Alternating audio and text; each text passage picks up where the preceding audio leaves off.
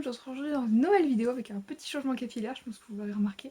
Je vous retrouve aujourd'hui dans une vidéo où je vais vous parler de comment j'édite mes photos Instagram, des applications que j'utilise. C'est une vidéo qui tournait pas mal il y a quelques années sur YouTube et je me suis dit que c'était une bonne idée de vidéo à faire, que ça pourrait peut-être vous intéresser, que voilà, ça pourrait peut-être oui intéresser certaines personnes. J'utilise pas des applis incroyables pour mes photos Instagram, je pense que j'utilise beaucoup les mêmes applis un peu, enfin les applis assez connues on va dire pour les gens qui éditent un peu des photos etc. Donc il n'y aura rien d'incroyable, mais voilà, comme ça vous aurez peut-être des petits conseils, des petits tips on va dire, et des petites astuces que moi j'ai appris en regardant des vidéos comme celle-ci ou en regardant sur internet etc. Bref, sans plus tarder, j'arrête de parler et je vous laisse avec la vidéo. Déjà j'ai deux comptes Instagram, si jamais au passage je vous les mets toujours en info de toute manière, si jamais vous voulez aller voir, je fais pas forcément pour faire ma pub, quoique un petit peu quand même, mais c'est surtout si jamais vous voulez aller voir un peu par rapport à ce dont je vais vous parler, comment on rend mon feed ou pas. Donc voilà, vous pouvez aller voir sur ces deux-là, j'ai un compte qui est plus personnel entre guillemets où je poste un peu de tout et de rien, et j'en ai un qui est un compte fan du coup de mon idole qui est Lana Palia, enfin d'une de mes idoles. Donc voilà, si jamais vous voulez voir un petit peu tout ça, vous pouvez. Je tiens à préciser que sur un compte comme sur l'autre, j'ai pas de feed particulier, j'ai pas de style particulier, voilà, c'est un peu en fonction de mes envies. Des fois je vais adopter tel feed, des fois tel feed, des fois je veux que ça soit plutôt dans les tons froids, plutôt dans les tons chauds, plutôt avec des bandes blanches, pas de bandes blanches, etc. Je m'inspire aussi un peu de ce que je vois autour de moi sur les autres comptes, etc. Et je me dis tiens, je vais faire ce truc là, mais je vais le faire que pour un temps par exemple, et après je vais changer. Donc voilà, ça dépend vraiment de mes envies. Je trouve que le feed c'est pas non plus ce qu'il y a de plus important. Moi là je vais vous en parler, vous dire un peu comment moi je fais pour avoir un beau feed, entre guillemets, du moins un feed qui me convient. Mais je trouve personnellement, enfin je me fais pas forcément non plus super attention à ça. J'aime bien quand c'est un peu harmonieux et que ça donne un truc assez joli. Mais je fais pas non plus super attention à ça. Par exemple si je vais te poster une photo qu'elle est pas dans le style des autres photos ou dans le ton des autres photos etc. Ben je la poste quand même, voilà, ou je vais essayer de la poster un peu plus tard ou ce genre de choses. D'ailleurs j'ai une appli qui me sert à ça, je vous en parlerai après. Mais voilà, sinon je vais pas non plus me priver de la poster juste parce qu'elle match pas entre guillemets avec les autres. Je m'en fiche de ça quand même, je suis pas non plus, voilà, je fais attention un minimum, enfin j'aime bien que ça soit un peu joli, un peu harmonieux, mais je fais pas non plus, voilà, je suis pas non plus focalise là-dessus quoi, voilà, je pose quand même les photos qui me plaisent avant tout.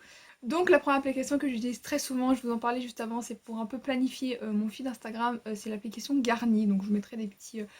je mettrai mon téléphone ici avec des petites images pour que vous puissiez voir. Donc en fait l'application Garni c'est une application qui vous permet de planifier un peu votre feed Instagram. Donc il y a beaucoup d'applis qui font ce genre de choses. Moi j'étais téléchargé celle-ci parce que c'est la première sur laquelle je suis tombée. Je l'ai trouvée très bien, je l'ai gardée tout simplement. Mais il y a beaucoup d'applis qui font ce genre de choses. En fait vous avez donc votre feed Instagram comme vous pouvez le voir.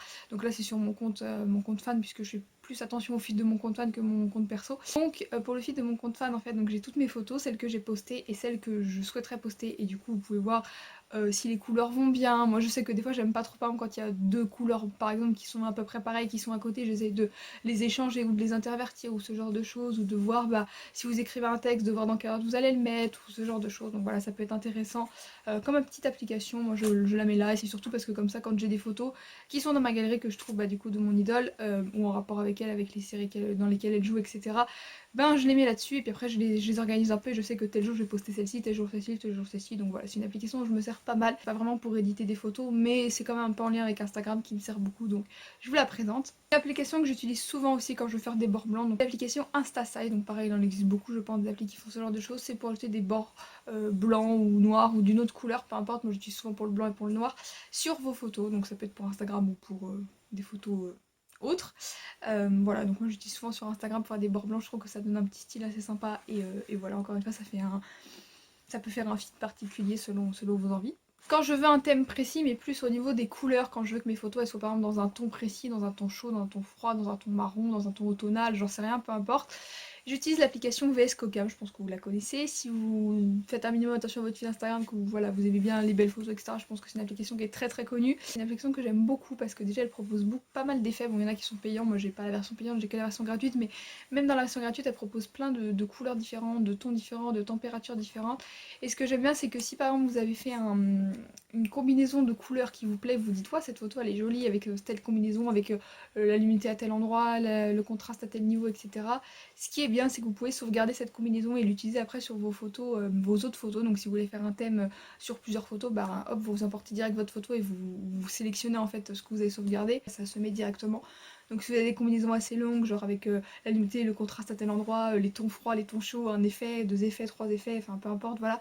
au moins là c'est tout de suite sauvegardé, donc c'est plutôt pas mal. Ce que je fais pour trouver des thèmes à faire sur VSCO quand j'ai pas trop d'idées, c'est que je vais sur Pinterest. Ça c'est une astuce que j'ai appris dans une vidéo YouTube, je savais pas du tout.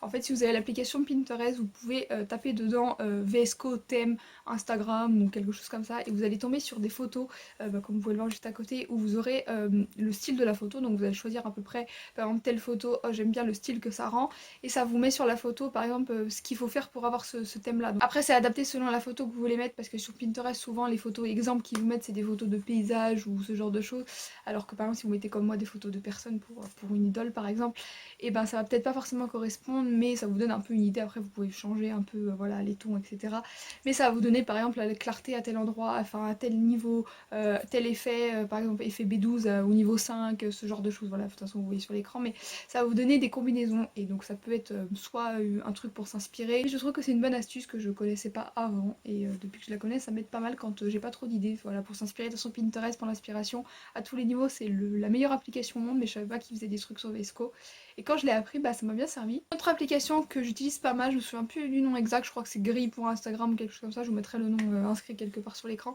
En gros c'est une application où vous pouvez faire comme des puzzles, un peu, moi j'appelle ça des puzzles, donc vous pouvez prendre une photo, pareil comme vous voyez sur le côté, vous pouvez prendre une photo et la découper pour la mettre sur une publication, par exemple si moi je le fais souvent quand c'est des photos du coup sur mon compte fan, quand c'est des photos par exemple du cast d'une série ou ce genre de choses, et ben je la mets en long en fait en 3, et puis je la coupe, enfin voilà, pour faire une photo ou pour faire même une photo de mon idole, je la coupe des fois en 9 pour comme ça fait vraiment son visage en gros, et je trouve ça joli, ça fait un effet pareil assez sympa.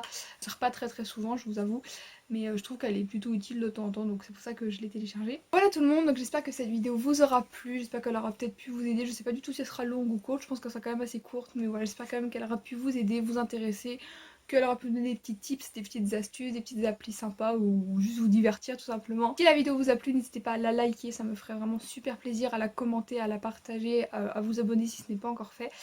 Moi je vous fais plein de gros bisous, je vous dis à très vite pour une prochaine vidéo. Ciao.